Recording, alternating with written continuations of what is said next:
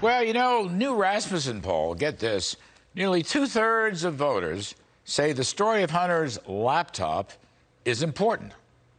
Right there. And they believe President Biden was probably involved in the son's foreign business dealings. So this thing's not going away. Joining us now to talk about it, Stephen Miller, former White House senior policy advisor, founder of America First Legal, great friend. You know, Steve Miller, this story is not going away. It's going to heat up. And one of the issues I've been trying to pursue here, I mean, for example, there was $31 million coming out of China for their investments there. The laptop covers 2010 to 2017, which just happens to be mostly when Joe Biden, Papa Biden, was vice president. We know that Tony Bobulinski, if I have his name right, he said we're always saving 10% for the big guy, meaning Joe Biden. Are we going to believe that he didn't get any money while he was vice president, among other things? I'm trying to track that money down. Well, you're asking all the right questions. Clearly, there needs to be a full IRS audit of the Biden family's finances. Clearly, there needs to be a special counsel appointed by the Department of Justice to investigate the family's business dealings, financial dealings, international dealings, to determine what federal law violations took place.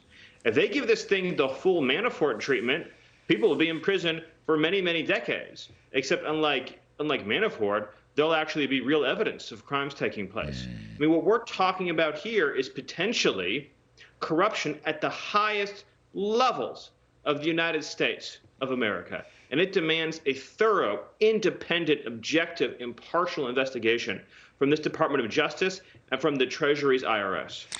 You think we could really trust this Department of Justice, Merrick Garland or Steve Miller? Do we need a special counsel to go through this? Has to be a special counsel. There's simply no alternative. If you remember, the reason why this story was so aggressively suppressed in the first place is because it all pointed the finger at Joe Biden. If this had just been a story about Hunter's corruption, they might have let that story get into social media, get into American news consumers' hands. It was because of the big guy. It was because of the 10% for reportedly Joe Biden that this story was killed by the big tech media censors. And the only way to get to the bottom of this and to figure out what leverage our foreign adversaries have on Joe Biden is to have a special counsel. So, yeah, I mean, so the dealings are in Ukraine. The dealings are in Russia, the dealings in China. You know, Steve, I can't figure out, and you know, we talked to Miranda Devine about this, and she's working on this eagerly as an investigative reporter.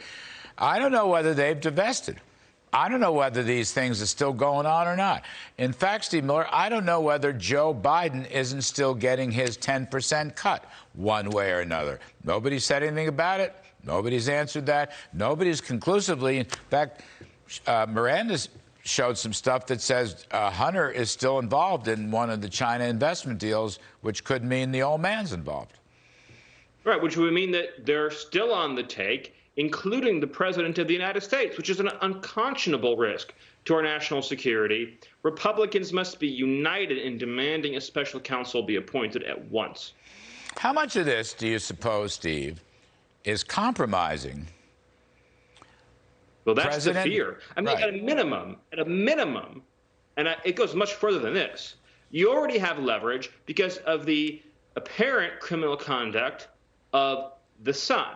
That already is a huge amount of leverage if he's engaged in shady foreign business dealings and he has violated federal law in so doing.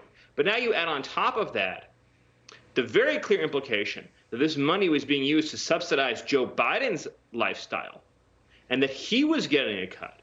Now you're talking about direct leverage that you could use to blackmail the president of the United States. I mean, really, Joe Biden hadn't done a thing to Vladimir Putin.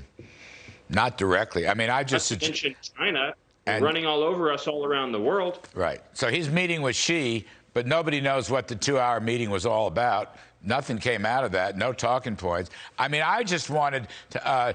can we please what if in the seize... back of his head he's thinking Xi has a file right in his cabinet on what Hunter's been up to and what I've been getting from that.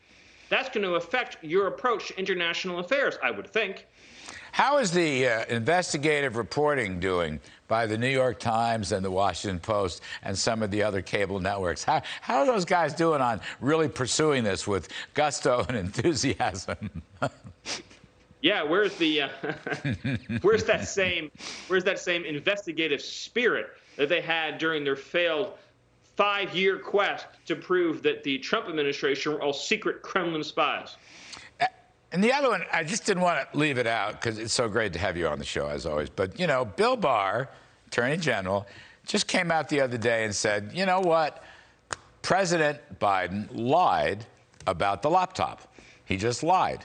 He knew about it, and he lied about it. Now, Steve Miller, he hasn't taken it back yet. He's been asked, Madam Psaki has been asked if the president sticks by his, authoritative response that it was Russian disinformation. But he has not taken that back yet. He's going to have to at some point, won't he? No, he looked the American people in the eye and straight up lied about an issue pertaining to his fundamental qualifications for the office. Because again, if he'd said, oh, the laptop's real, I got a lot of that money, some of it from China, some of it from Russia, what's the big deal? He couldn't possibly even stay in the race in that circumstance. So he lied about a fundamental issue. He has not corrected the record. The press secretary for the White House has not corrected the record. At some point, the media is going to have to force them on the record to renounce their prior statements. All right, let me just ask you one more before I let you go. You know I'd keep you for 20 minutes if I could.